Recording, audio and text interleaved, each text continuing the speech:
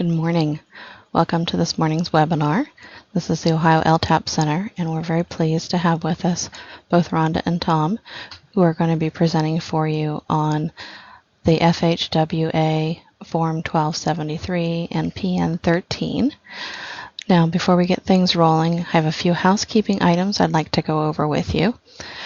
If you are joining us via the Skype web app, which I hope you do have it pulled up on the computer and are not just joining in via audio, because the screen is really the best way to get the information, please take a look at your web app and look for a chat pod on the bottom left-hand side of your screen.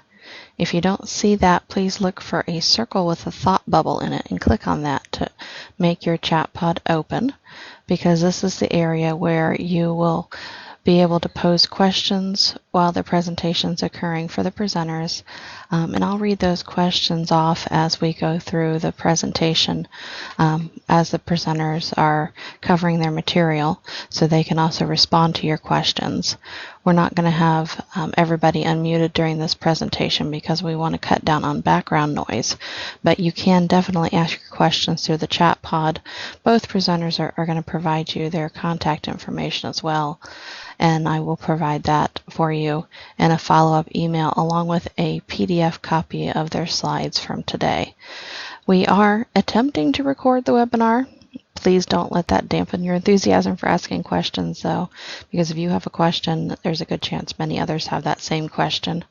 If the recording is successful, I'll share a link with you after the webinar is complete. If the recording's not successful, it's a good thing you're here, because you at least will be able to watch this firsthand. So with that, I believe that's all of the items I had to cover, and I am going to be Rhonda's clicker. So Rhonda, you're going first, correct? Yes, Victoria, that's correct. Great. So I'm going to go ahead and mute myself, but when Rhonda wants me to advance it to the next slide, I'll be doing that at her direction. And definitely put your questions in the chat pod so we can read those off to Rhonda. Thanks, Rhonda. It's all yours. Thanks, Victoria. Greetings, everybody. My name is Rhonda Voisart, and I am the Western Regional Contractor Compliance Manager for ODOT, and the Western region basically is the west side of the state. So there are three managers now, myself, Teresa Van Noy, and Tom Yanka, who is also going to be presenting today. If you would, Victoria, just flip over to the next slide.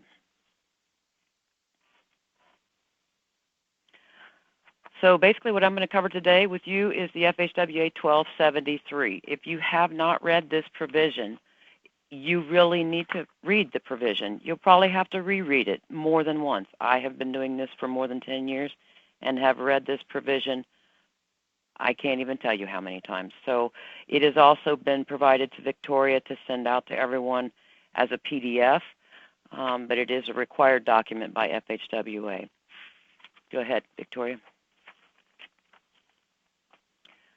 The form FHWA 1273 must be physically incorporated in whole in each construction contract funded under Title 23. The contractor must insert this form in each subcontract. This is something that used to be referenced in the past. It is no longer acceptable from FHWA that we do that. So it is in all of ODOT's contracts with a prime contractor, and then we are beginning to ensure that the prime contractors are also incorporating it into each subcontract agreement that they enter.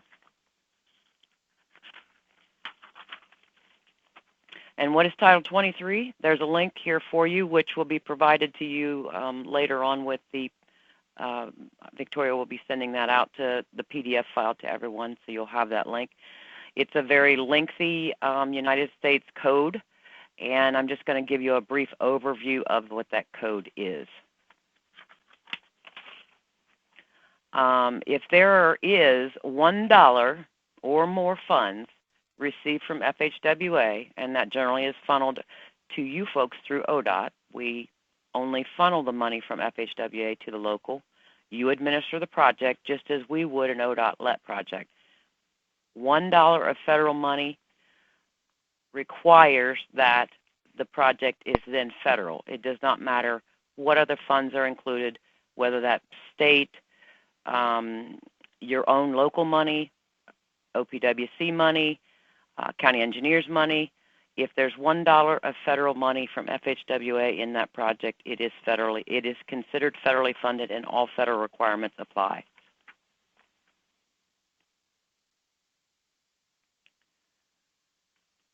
Now, what I'm going to do is just basically cover the primary components of FHWA 1273. So it basically is numbered. Number 2 is non-discrimination. It's just going in order on the FHWA 1273 document. I'm not going to cover every piece of it, but this will give you a good overview. So non-discrimination, obviously, it involves the Title VI of the Civil Rights Act 1964. That means any entity receiving federal funds must ensure that no person is excluded from participating, is denied benefits, or otherwise discriminated against for the programs provided to the public. That includes your highway projects, all of our highway projects, any kind of project that we're doing with federal highway dollars.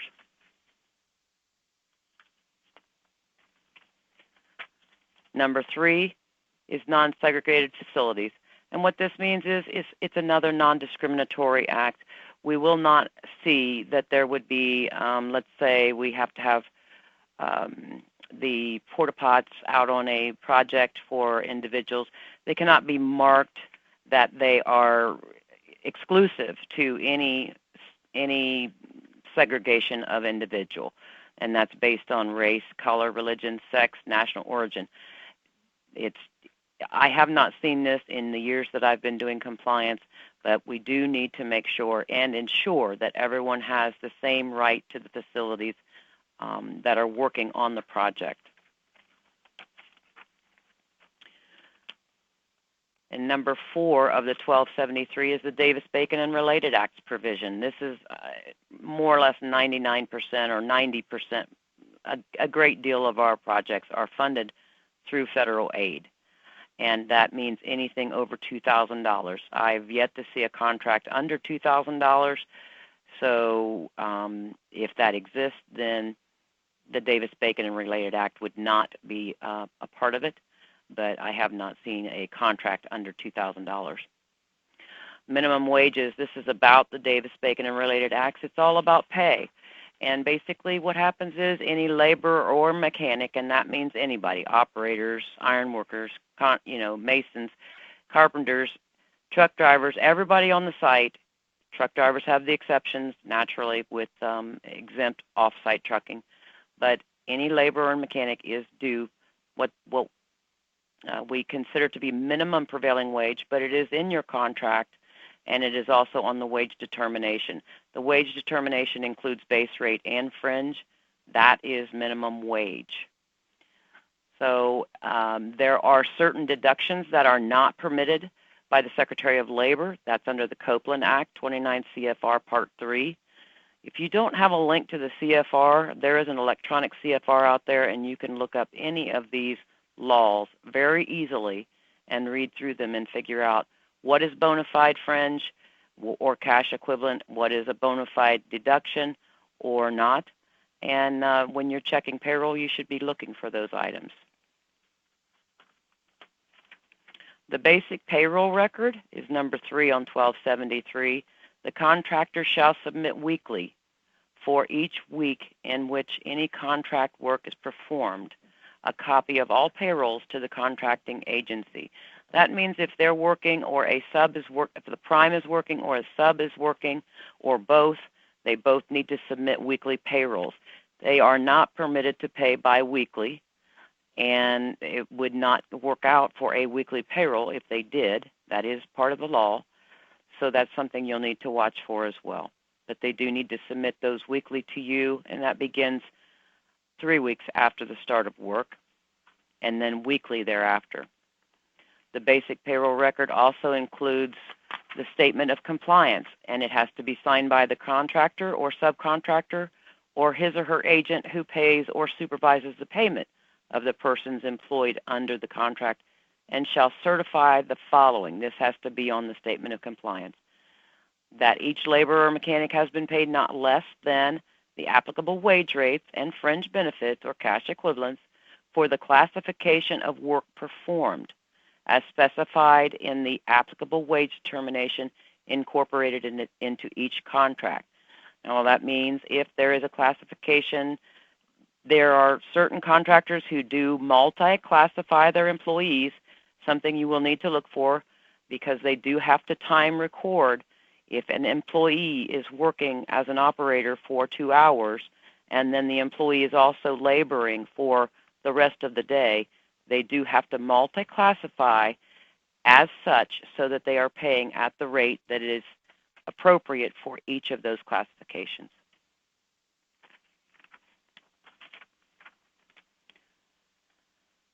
Subcontracts is number 6. The contractor or subcontractor shall insert this form 1273 in any subcontract, and it's also required that the subcontractors include an FHW 1273 in any lower tier subcontracts. We go second tier at ODOT. The prime contractor is always ultimately responsible for the compliance by all of its subs and second tier subs.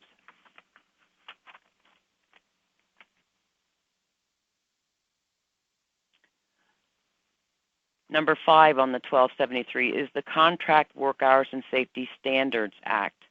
This is often frequently called QASA, and what it does is it permits the contracting agency shall upon its own action or or by an FHWA or USDOL require us to withhold estimates for monies that might be unpaid or due wages to employees who were not paid appropriately, misclassified, and not paid appropriately. So this is the law that actually gives you that right. QASA also has liquidated damages involved as well.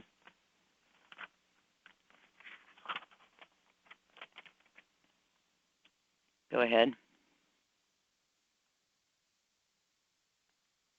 This is part of QASA. The contractor shall perform with, or this is actually part of the 1273 where it is the percentage of work where the prime contractor must do 30%. It could be greater, a greater percentage of self-performed work if specified in the contract. Sometimes I've seen them up to 50% or so. And then the rest of it may, in fact, be subcontracted. And it is based on the original contract price, excluding any specialty items designated by the contracting agency. Those are very infrequent, but they do occur where there is a specialty item that is called out upon the contracting agency, that being you, the contracting agency, or ODOT, the contracting agency, that there is a specialty item that we are requiring the prime contractor to either sub or perform itself.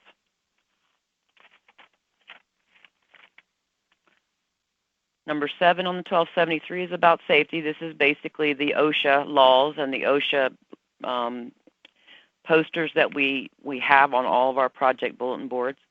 In the performance of this contract, the contractor shall comply with all applicable federal, state, and local laws governing safety, health, and sanitation.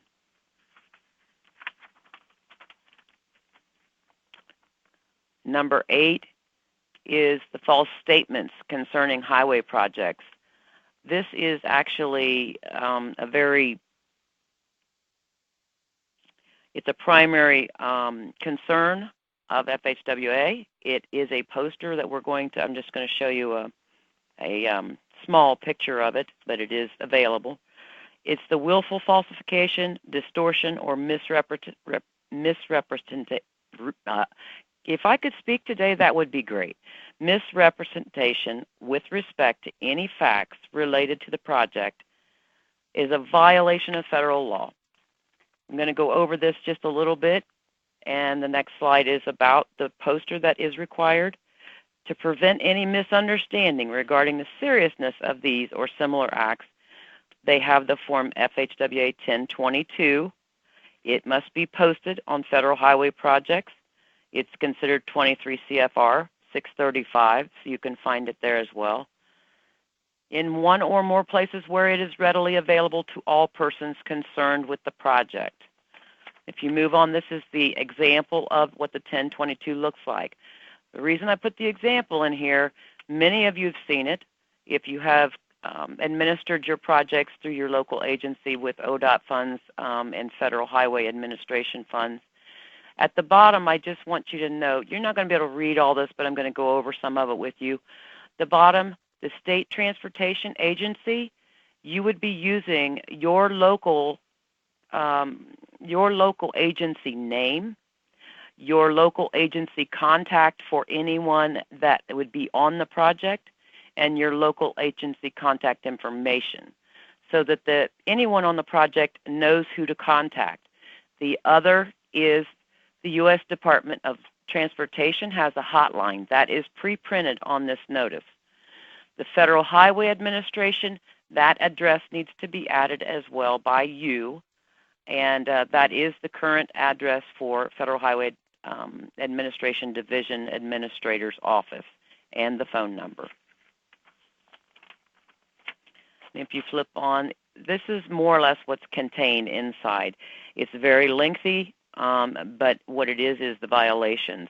Whoever being an officer, agent, or employee of the United States or any territory, state or territory, or whoever, whether person, association, firm, or corporation, knowingly makes any false statement, false representation, or false report as to the character, quality, quantity, or cost of the material used or to be used, or the quantity or quality of the work performed or to be performed, or the cost thereof, in connection with the submission of plans, maps, specifications, contracts, or cost of the construction on any highway or related project submitted for approval to the Secretary of Transportation, or, going on, whoever knowingly makes any false statement, false representation, false report, or false claim with respect to the character,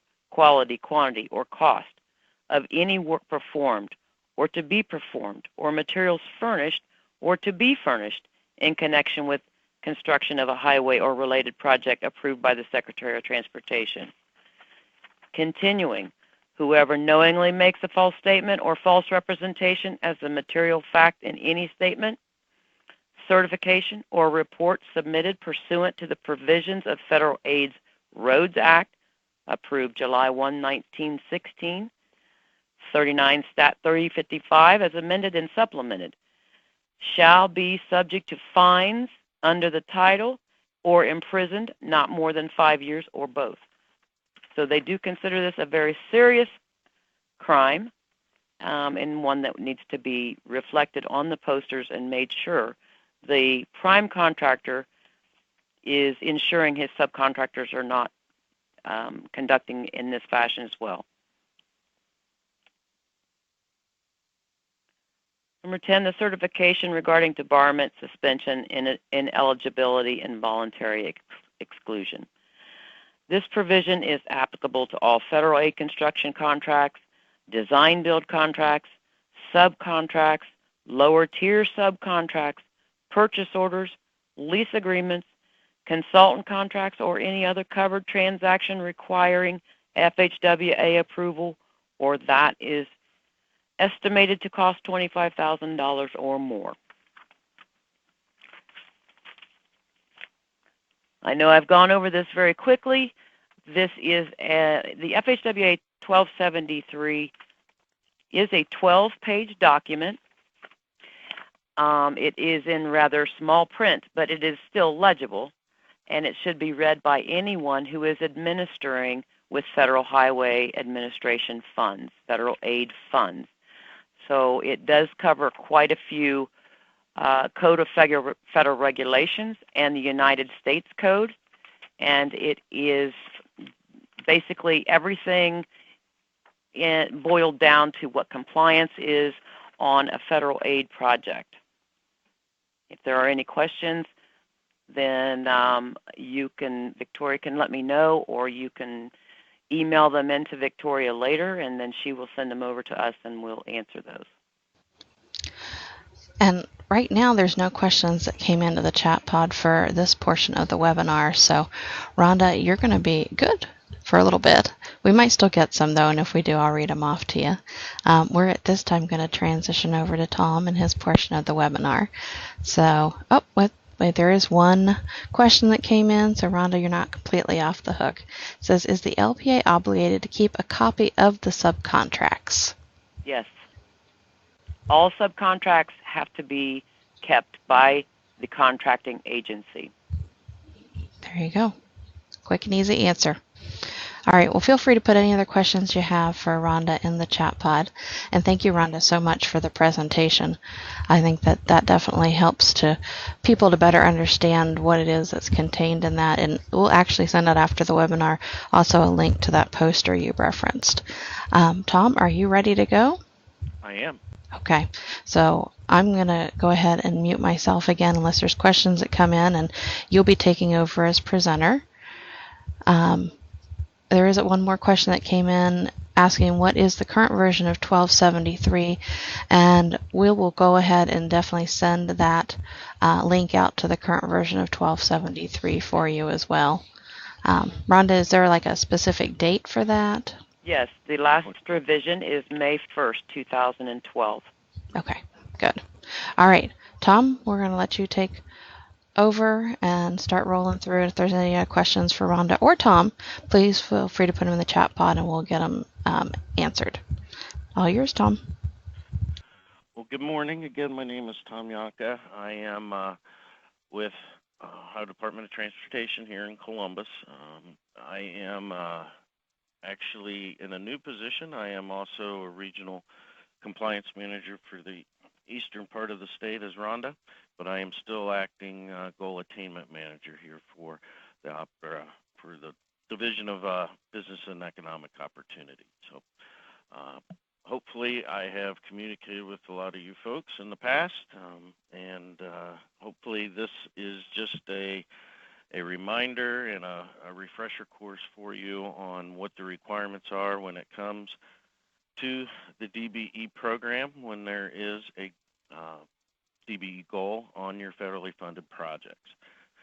So just to kind of give some background in case anybody isn't aware, so USDOT OIG has identified that DBE fraud is one of their top priorities. They have over the years increased their oversight to the DBE program to reduce fraud. And then in September of 2015, after a review by Federal Highway, ODOT had entered into a conciliation agreement because there were certain parts of the program that we were insufficient on and that we had to rectify. And a big reason of that is why Proposal Note 13 came about to begin with. So in 2015, ODOT established our Division of Opportunity, Diversity, and Inclusion, made it a point that the main CFRs that we need to focus on and make sure that we are enforcing and monitoring correctly is 49 CFR 26. In the past, ODOT had not established any or did not consider every project that was federally funded for a DBE goal. We had a threshold, I believe, of $500,000. So any project less than that, we weren't even considering for a DBE goal. And Federal Highway made us do away with that. So every project that has federal funds, we do have to review by our ODOT goal setting committee to establish a goal on that. With that being said, if there's a project of yours,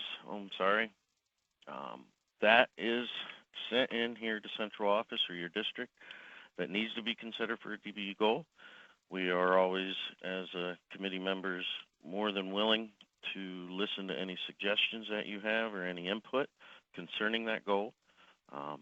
So if that is something that's never been communicated to you in the past, we apologize for that and would definitely like any input. Not saying that the committee may agree with it, but any input from your perspective is always welcome.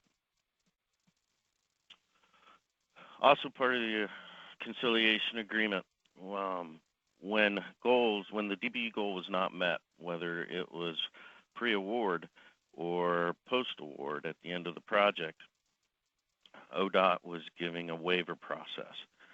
That was not the way it was supposed to be done. So with this Conciliation Agreement, no more waivers are given for not giving the goal. Primes and bidders must submit good faith efforts, and those are reviewed on a project-by-project basis. So no waivers are ever granted. It's determined whether they made a good faith effort to reach that participation goal or they did not. So again, that does include any LPA projects and ODOT-led projects. Also, part of the Conciliation Agreement, which is covered in Proposal Note 13, a DBE may not be terminated without just cause.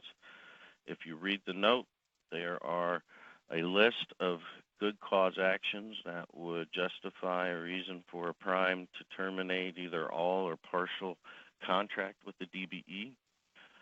It's not a case where they can just cancel a contract and cut their participation just because they want to self-perform or any other reason that does not show that good cause. Again, CUF monitoring is essential. So once a DBE goal is established and their plan is submitted and approved at the beginning of the project, a key part is during the life of the project is making sure that the DBEs are performing CUF, which is commercial useful function, that they're doing the work with their own forces under their own control and things like that. And then also, with that being said, if CUF is not being performed or parts of the program and requirements are not being done, DBE credit can be removed from participation for that contractor, that prime contractor on that project. So just to go through really quick, again, like I spoke earlier, the Code of Federal Regulations that we work under is Title 49, Subtitle A, Part 26. Covers how we count participation with DBEs and what must be done as far as upholding those requirements. And then just really quick, what is a DBE? I know we talk about it all the time, but it is a disadvantaged business enterprise, which is a for-profit small business company. The firm is either socially or economically disadvantaged, mostly minority or woman-owned. DBEs whose management and daily business operations are controlled by the owner who is socially and economically disadvantaged. So it can be a partnership, things like that, but the majority owner has to own 51% and has to be determined to either be socially or economically disadvantaged. So what I would like to go over is, I believe about a year or a little bit longer here at ODOT and Central Office, we had put together some guidance for the DBE program as far as what the requirements were when selling a project with a DBE goal and the expectation of what needed to be done prior to any work starting, especially with DBEs. So I'm just going to kind of go through this section by section. Again, I know Victoria said this, but if there are any questions, please don't hesitate to ask, or you can wait to the end. So there's three parts of this guidance that we had sent out: the requirements for prior to bid opening, the letting process itself, and then once the project is awarded, the approval process, the C-92s request the sublet forms for the DBE firms to participate on the project. So once federal authorization has been provided to you as the LPA, you must go in to ODOT's website and fill out the form, stack form, and it's just a notice of bid opening. And what that does is it alerts our office here that that project is going to be sold, the date it's going to be sold, so we can make sure that we have it on our calendars and aware of it, not to hold up any part of the process that is unnecessary. If you submit one of those forms and for some reason there's an addendum or something that needs to be adjusted in that advertisement, please go back in and just submit a new form with the new date. That just, again, alerts us that that original date is not going to happen, because if we have that original date and nothing happens, we're not seeing anything, we're reaching out to you as the LPA wondering what's going on. So this just helps, basically prevent any double work or confusion, anything like that. So the next section would be the letting process. And this applies mostly to your bidders. So the requirement per Proposal Note 13 is that all bidders bidding on a federally funded project with a DBE goal must submit their anticipated participation of DBEs prior to bid opening. So they must and are required to get quotes from DBE firms prior to them submitting their bids. So the way that we track that is the utilization form in FormStack. So they must go on, log on, enter in their prime contractor information, the project PID number, and then the DBEs that they plan on using in the dollar amounts. Once they enter this in and submit that, and they are selected as the apparent low bidder, they are committed to those dollar amounts for those firms. So again, they can't just change their plan on a whim. There's certain situations if work's non-performed or things like that that we can get into later.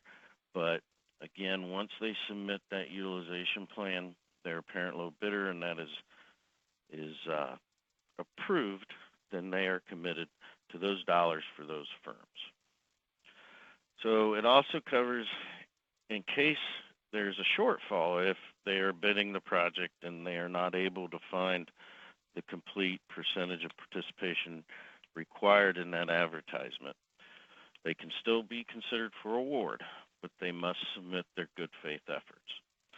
So good faith efforts is showing how they tried to solicit DBE quotes, why they were not able to get that participation dollars, and all the supporting documents that those guidelines outline.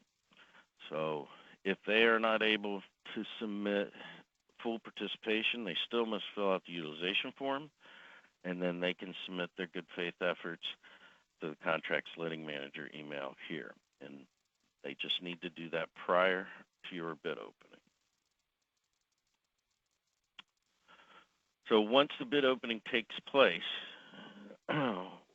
we ask that the LPAs actually submit that information to us as far as the apparent low bidder, the amount of their award, and the time the bid opening had taken place within, we like the same day, but at least within 24 hours, because once that bid opening starts, the apparent low bidder they're on the clock, so they have 5 calendar days to submit their affirmations that we will go over here shortly. So once the bid opening is held, the quicker that information is sent here to central office, the quicker that we can turn it around, confirm they submitted a utilization plan, have met the goal, and proceed with the rest of the process. So like I said before, once we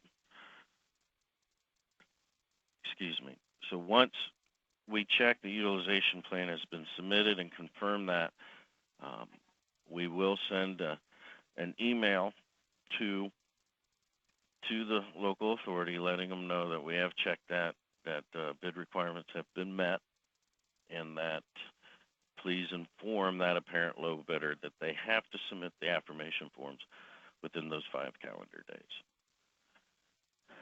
I'm assuming that everybody is familiar with the affirmation forms, but they are just, it's a 4-page document for any type of DBE participation, which they must basically affirm what they put on their utilization plan and give us a little more information as far as the scope of work to be performed. DBEs are certified by their NAAQS codes, which certifies them to receive credit on these projects for a certain type of fund or certain type of scopes of work. So if it is a subcontractor and they just want to supply material and they're not certified in that, we can't count that participation. That also goes for a supplier. They would have to be counted as a supplier and not doing subcontractor work. So in our emails, we just ask that whenever anything is submitted, that the PID is always included. That is the easiest way for us to track all of our LPA projects. I know, the street description and things like that is all great, but everything that is organized here at ODOT and being able to keep track of it is under the PID number. So that is the easiest way to be able to find the project and make sure we get everything taken care of quickly. So once the affirmation forms are submitted, again, we'll be comparing the dollar amounts to what was submitted on the utilization plan. We'll be checking to make sure the scopes of work match what that DBE firm is certified in to be able to receive the proper dollar amount credit towards that goal. So assuming that affirmations are submitted on time, everything matches up, the DBEs are coded correct or certified correctly to perform that type of work, our office will send an email communicating that the of that approval. We'll also copy your district LPA manager and any of the compliance officers in the district to let them know that this project, as far as DBE plan, is approved, and you can move forward with awarding the project as far as the DBE requirement.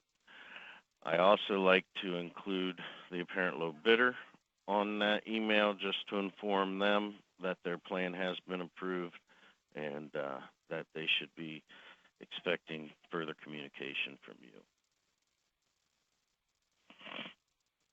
Oh, I apologize, I think I went too quick. So the last part of the process as far as the DBE requirement prior at bid time and prior to work starting is the request to sublets or the C92s. So for DBE subcontract work, the prime must submit a C92 for every single DBE. All DBEs, whether they're a subcontractor, supplier, trucking company, anything, a C92 must be completed because they are being utilized towards that DBE goal on the project. In addition to the C92s for any DBEs, they must also submit their fully executed sub-agreement or fully executed purchase order if they're a supplier. And this basically is just another step in the process to make sure that the scope of work is the same as what was originally committed to, and that DBE can perform that work to get credit towards that goal. So once those C92s are sent to you as the LPA, then they must be forwarded along with the sub-agreements to your district compliance officer. And what they're going to be doing is they're going to actually be reviewing those to make sure, like I said, that everything matches up scope-wise and certification-wise for that DBE firm. Then once they have gone through that, if there's any issues, they typically reach out directly to the prime contractor to get those rectified. and loop in the LPA.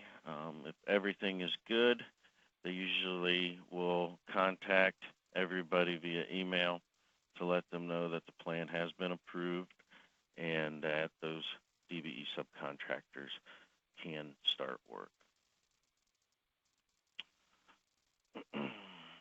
So again, if they do not match the utilization plan or affirmation, they will contact the prime. If it's a larger issue, they will loop in the LPA and LPA manager there at the district to make sure they can clean up any confusion or issues there may be. And then the prime contractor is responsible for contacting the LPA if there is a proposed change to their originally approved plan. So if something comes up, if a DBE is unable to perform on that work or perform on that project because they have too much work, scheduling issues, or after award something's determined to not be performed and that was part of that DBE scope, those are certain instances that partial termination or a full termination would be considered and allowed.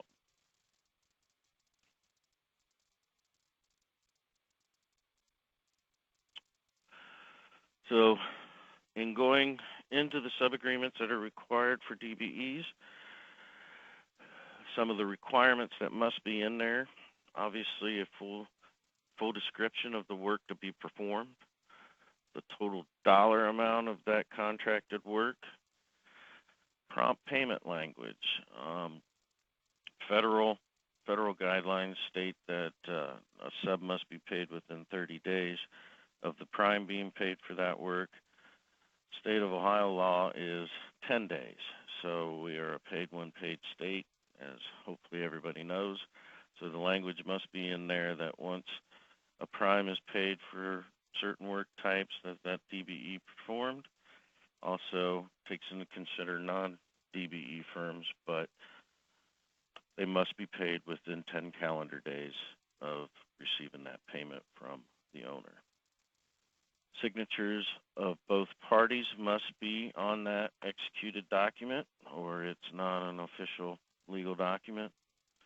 And then finally, as Rhonda stated before, a fully incorporated copy of the 1273 circular must be incorporated into that contract and acknowledged by both firms. So this guidance and everything that I've talked about here this morning comes from Proposal Note 13, which is a direct reflection of Title 49 CFR 26. So this proposal note must be included in any ODOT LET or LPA LET project. It outlines the requirements of the bidders pertaining to the DBEs. So it covers the requirements that I stated as far as pre-bid, utilization plan. Once the apparent low bidder is selected, the affirmation process, good faith efforts, termination and replacement of an approved DBE. It goes into full length description of what's allowed and what isn't allowed and what must take place to be considered. And then lastly, any sanctions or administrative remedies that would need to take place if these requirements are not met. So every so often, the Proposal Note 13 does get updated just to adjust for any additional requirements or things that may have come up in certain situations, but you can always find the most recent version of that note at the link provided here on the Office of Local Programs ODOT website. So some helpful tips for ensuring bidders meet the requirements. We had worked with the Office of Local Programs here in Central Office and kind of gave them a checklist. I believe they have included in the most recent version of their bid doc template. It's not a requirement. It's just something that we suggest that may be helpful, just to ensure that your bidders are following requirements, so not to be deemed non-responsive, and lose out on a project where they are the low bidder. So unfortunately, if they all come in under engineer's estimate, if the parent low came under engineer's estimate and the others didn't, it would just stink to lose that extra savings because they didn't meet those requirements. So there's a question that's come into the chat pod. I'm sorry, I got so excited I have to interrupt you. It's from Richard Mark, and he says, does the online note have a last revised date on it? yes, it'll always have that, the revision updated date right next to the proposal note number. So it'll say PN 013 dash the latest date it was updated. That was the only question so far. So if anybody else has any, please feel free to put them in that chat pod. It's the bottom left-hand side of your screen if you joined us after we started. If you don't see the chat pod, look for the circle with the thought bubble in it and click on that, and then you should see your chat pod open up. Thanks, Tom. So on the checklist that was included there, we just kind of made some suggestions that might be helpful. You as the LPA to communicate to your bidders on a project, plan holders, just to make sure that they're meeting that requirement. So just to run through them really quickly, just want the bidders to make sure that they have received quotes from DBE firms for participation on the project. With those quotes, they've checked the NAICS codes of those firms to make sure they can receive the proper credit for them doing that scope of work. Make sure that they understand the requirement of filling out that utilization plan. It also gives that direct link for them. So I forgot to mention earlier, all bidders are required to submit a utilization plan, whether that's a non-DBE firm or if a DBE firm is going to bid as a prime contractor, they are still required to fill that out also, just stating the amount that they're going to self-perform on that project.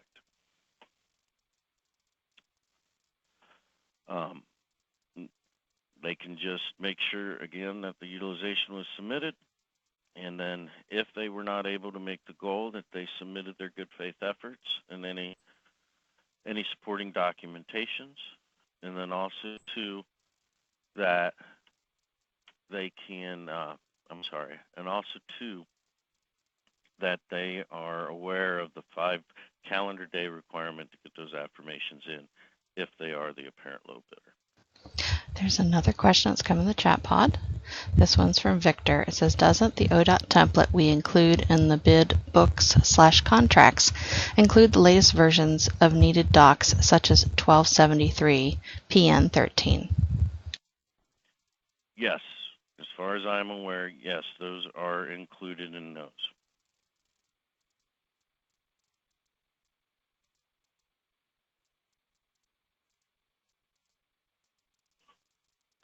All yours, Tom. No more questions right now. Okay.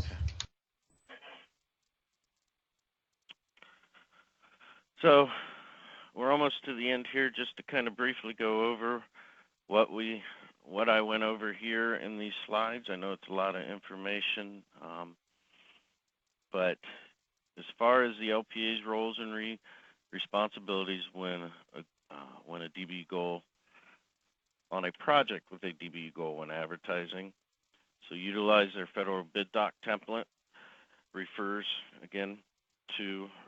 bidders to the proposal note 13, refers them to the bid opening information form stack, and then it also states, we want you to contact us the same day of the bid opening. If it's a late afternoon bid opening or there's certain issues that arise, we understand that, but the quicker you can get that bid opening information to us, the quicker we can turn it around from you. And then once we receive that, we will notify you, the LPA, that utilization plan is satisfactory and they can start submitting their affirmations forms. I apologize. So all bidders, whether it's a DBE or non-DBE, must submit that utilization form stating their DBE commitments at bid time. It must be submitted at or before bid opening. So if bid opening is at 10 a.m. and they submit that at 10 a.m., they met the requirement. If they submit it at 10:01, unfortunately, that doesn't meet the requirement. So once that is done, we'll approve the plan, and then the bidder will have 5 calendar days to submit their affirmations to make sure that the plan is what they stated originally.